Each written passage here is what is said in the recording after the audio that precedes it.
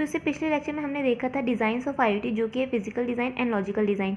और इस लेक्चर में हम देखने वाले आईओटी इनेबलिंग टेक्नोलॉजीज़, मतलब किन टेक्नोलॉजीज़ में हम आईओटी का यूज़ करते हैं। सो इसमें हम देखेंगे wireless sensor network, big data analytics, cloud computing and embedded system. Okay, ये 4 मेन है। इनके अलावा भी बहुत सारी टेक्नोलॉजीज़ है जिसमें आईओटी का यूज़ होता है। सो सबसे पहले हम देखेंगे wireless sensor network. A WSN comprises of distributed devices with sensors which are used to monitor the environmental and physical condition. Network है, इसका मतलब बहुत सारे डिवाइसेस से मिलकर बना है और ये डिवाइसेस सेंसर्स का यूज़ करके मॉनिटर करते हैं क्या, इन्वायरमेंटल एंड फिजिकल कंडीशंस को। Okay, a WSN consist of end nodes, routers and coordinator. End nodes, router और कोऑर्डिनेटर से मिलकर हमारा जो वायरलेस सेंसर नेटवर्क है वो बना है। End nodes have several sensors attached to them where the data is passed to coordinator with the help of routers. जो end nodes होंगे, यहाँ पे आप फिगर से समझ सकते हैं, यहाँ फिगर है एक, तो यहाँ पे ये जो ब्लैक से राउंड दिख रहे हैं ये सारे सर्कल जो हैं राउटर हैं और इन राउटर से बहुत सारे सेंसर्स कनेक्टेड हैं। ओके, और ये राउटर आपस में भी कनेक्टेड है। तो जो भी डेटा कलेक्ट करेगा वो सेंसर करेगा और वो पास करेगा राउटर को, फिर राउटर से नेक्स्ट राउटर पे पास होते होते ये कोऑर्डिनेटर के पास जाएगा। Okay, The coordinator also act as gateway that connects WSN to internet. मतलब कोऑर्डिनेटर जो रहेगा वो एक्ट करेगा गेटवे की तरह और वो कनेक्ट करता है WSN को इंटरनेट से। ओके, सो आप एग्जांपल में देख सकते हैं। पहला क्या है, weather monitoring system, indoor air quality monitoring system, soil moisture monitoring system, surveillance systems, health monitoring system. Okay, so इन सब में WSN का यूज़ होता है। सो सेकेंड देखते हैं cloud computing. It is the delivery of different services through the internet including data storage, servers, databases, networking and software. तो cloud का नाम तो सबने सुना ही होगा, ये सिंपल सी इसकी डेफिनेशन है। तो जो भी सर्विस प्रोवाइड करता है क्लाउड वो इंटरनेट के थ्रू करता है और डेटा स्टोरेज, सर्वर, ये सारी जो सर्विसेज हैं ये प्रोवाइड करता है। इसके कैरेक्टरिस्टिक देखते हैं। तो पहला क्या है, ब्रॉड नेटवर्क एक्सेस, मतलब हम वर्ल्ड के किसी भी कोने से क्लाउड को एक्सेस कर सकते हैं इंटरनेट के थ्रू।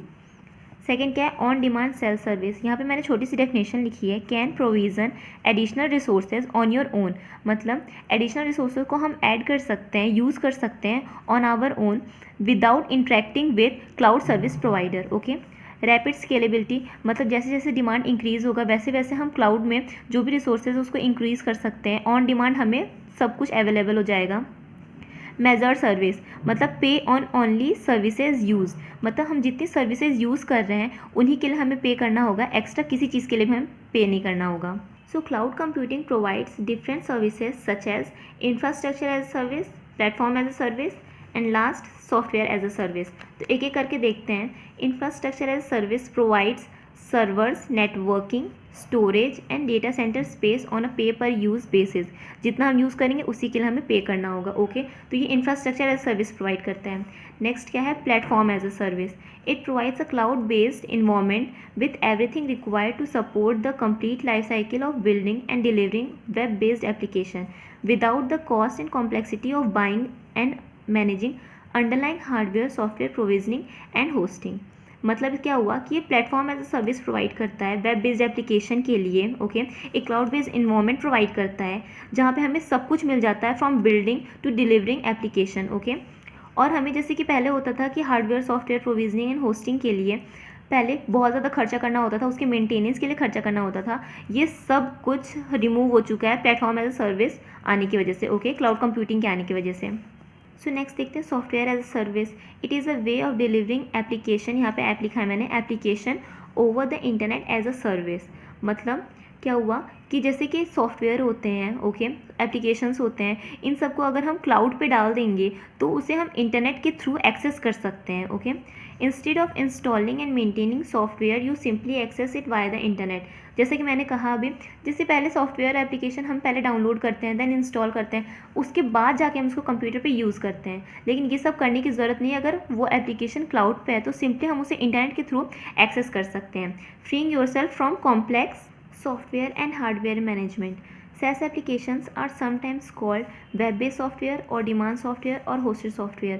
मतलब SaaS application के ये सब भी नाम है। Okay, SaaS applications run on a SaaS provider server and they manages security, availability and performance. मतलब जो भी SaaS एप्लीकेशन रहेगा वो SaaS प्रोवाइडर सर्वर पे रन करेगा। ओके, और वही लोग मैनेज करेंगे उसकी सिक्योरिटी, अवेलेबिलिटी एंड परफॉर्मेंस। मतलब ओवरऑल मेंटेनेंस जो भी होगा वो SaaS एप्लीकेशन का वो SaaS प्रोवाइडर्स करेंगे। ओके, नेक्स्ट देखते हैं big data analytics. So it refers to the strategy of analysing large volumes of data और बिग डेटा। मतलब बिग डेटा क्या है, लार्ज वॉल्यूम ऑफ डेटा है, और इसको एनालाइज करने की स्ट्रेटेजी को हम क्या कहते हैं, big data analytics. Big data is gathered from a variety of sources including social networks, videos, digital images, sensors and sales transaction records. Okay, तो इन सब सोर्सेज से हम बिग डेटा को कलेक्ट कर सकते हैं। Several steps involve in analysing big data are data cleansing, मतलब डेटा को क्लीन करना, munging, processing and visualisation. Okay, so example में हम देख सकते हैं sensors data generated by WMS मतलब वेदर मॉनिटरिंग सिस्टम। सेकेंड क्या है, data generated by IoT systems for location and tracking of vehicles. Third, sensors embedded in industry and energy system. Next क्या है, health and fitness data generated by IoT systems such as fitness bands. Last technology है embedded systems.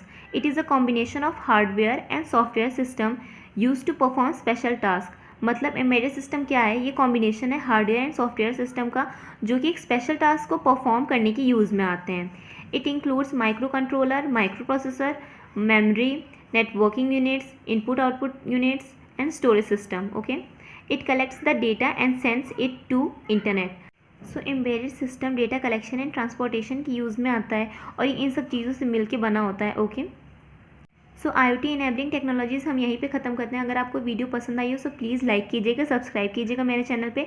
आगे और भी IoT के lecture आने वाले हैं। इसके बाद के लेक्चर में हम देखेंगे IoT levels and deployment templates. Thank you and bye.